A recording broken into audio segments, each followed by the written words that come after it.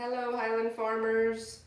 My name is Jessica Risher, and I'm one of the physical therapists here at Highland Farms. I've been here for quite a while. I think a lot of you probably know me.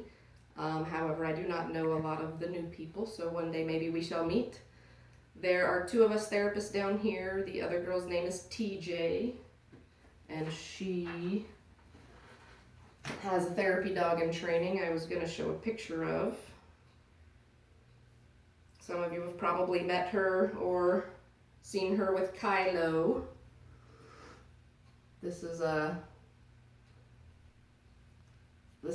Hopefully one day she'll be as good as Kona was. A lot of y'all probably knew her.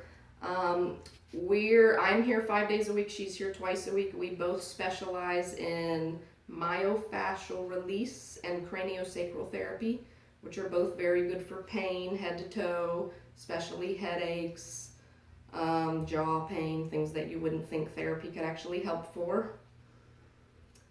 I wanted to just go over some tips and tricks that a lot of you seem to bring to me having problems with, so I'm not going to just stay on one topic. I'm just going to go through a couple of different things I wanted to let you know. First off, the exercise room is still open. We have spread out all the machines 6 feet apart. We ask that you please wear your masks when you come in there. Please wipe down the machines before and after, but please continue to use it. It is being used and people are being safe and staying away from one another. Also, the thrift shop is still open.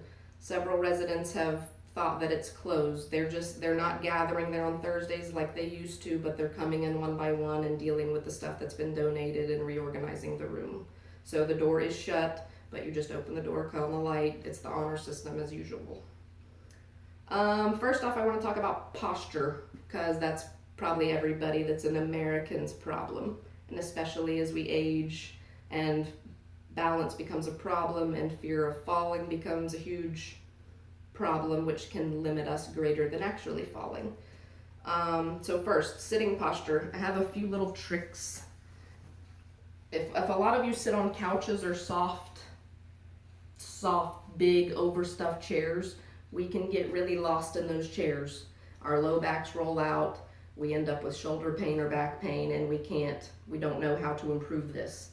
So one little trick is if you take a little towel and you roll it, and you put it somewhere around your shoulder blades, it creates a little pivot point, and it's hard to slouch.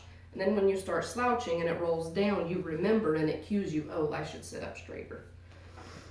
Another thing I frequently give some of my patients that really struggle is a pool noodle. This works even better. It's a little harder, but people who really struggle really like the noodle. So it's not that as uncomfortable as one would think it is.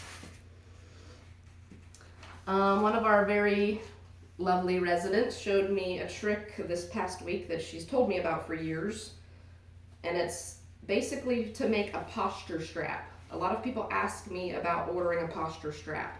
We have ordered several in the past 10 years. None of them really fit the human body. Every time we try them on, they end up making really big red marks in the armpit area, and they're just not comfortable. So I went to the thrift shop and paid them $1 for these two lovely ties. You tie them together on one end. I'm gonna stand. Okay, you put them around your back. And then in the front, you cross them over each opposite shoulder and bring them around back and front. Oh, hold on. I haven't messed this up once, but of course I would while I'm on video. It's okay if you have to have a couple tries to get it on yourself.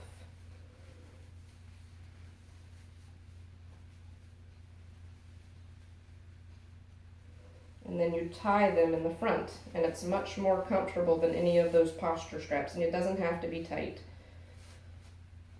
So nobody wants to go walking around like this, but if you just hang out in the house for an hour, it just cues your body to hold your shoulders back, and when you start to slouch, it just kind of pulls you and gives you a cue to use your muscles.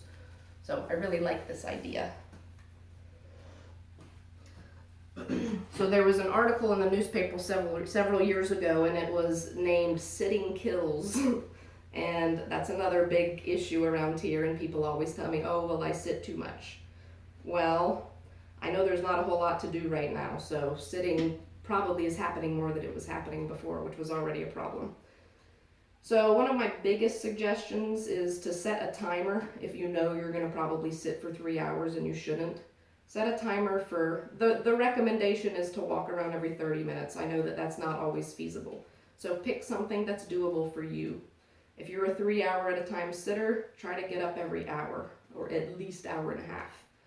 If you're somebody who knows you're going to cut the timer off and you're going to continue to sit, set the timer in the kitchen. It will annoy you enough to get up and go cut it off. Let's see.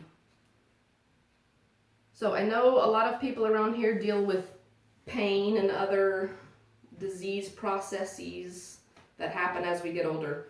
Drinking water is very helpful for so many problems, especially musculoskeletal problems. Our discs in our spine are full of water. Our body is made up largely of water. If we don't get enough water, and I don't mean water with coffee in it or water with something else in it like lemonade, that, you know, those things are okay and it's good to have fluids, but it's very important to try to drink a good amount of water a day. I know everybody differs there. Some people drink 15 ounces all day, some people drink 50. The recommendation is still about the same with the 64 ounces a day. And it's okay if that's not doable, just try to drink 1 extra glass a day. When you guys find yourself sitting too much, newer research has shown that if you just do some movements every now and again, it's almost as helpful as having a regular exercise routine. So you don't have to do anything specific. Move your arms and move your legs. Just lift them up. It doesn't have to be pretty. Wiggle your legs. Do a couple of kind of sitting upper body jumping jacks with your arms just to get your blood flowing. Squeeze your hands. That helps to move the blood. I think Greg was going to try to post some sitting exercises like a routine, so I won't get into too much of that. Getting up and down out of a chair, that's definitely a big problem around here. I definitely hear about it in the dining room, which I know is, y'all aren't going there right now, but lots of people, I know they pull on the tables and sometimes it knocks the other people on the other side.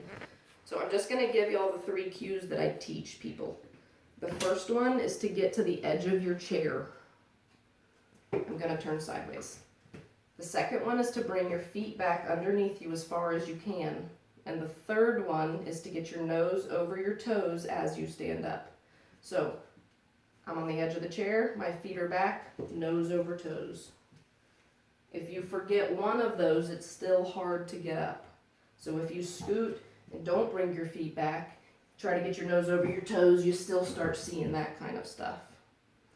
So all 3 of those things are very helpful. And it's also really good just to practice getting up and down 10 times, at least once a day. It's very functional, and that will keep you in your home.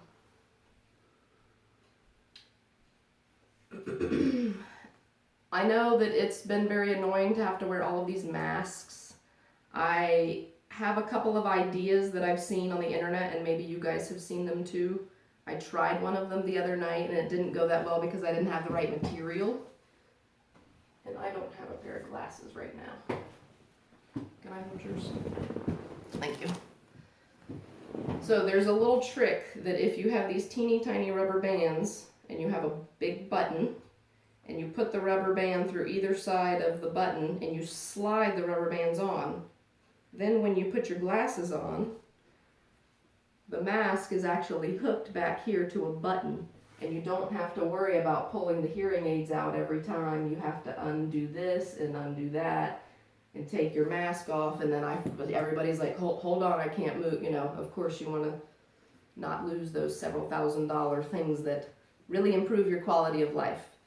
Another thing I saw yesterday, which I really liked, one lady had this back like this with a piece of string here and 2 buttons, and this connected to the buttons.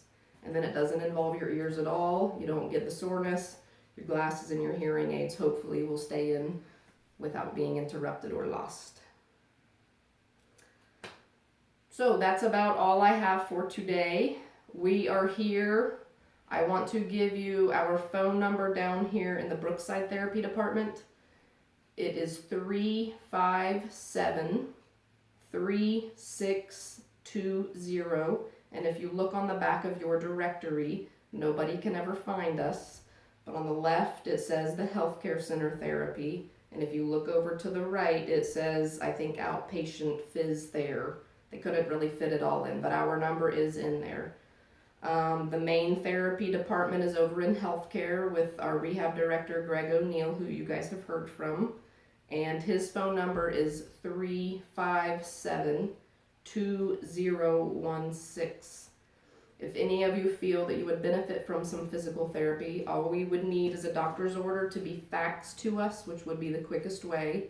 And the fax number is 357-1098. 357-1098. I hope this was slightly entertaining. I'm sure I'll see you guys again. Thank you. Bye-bye.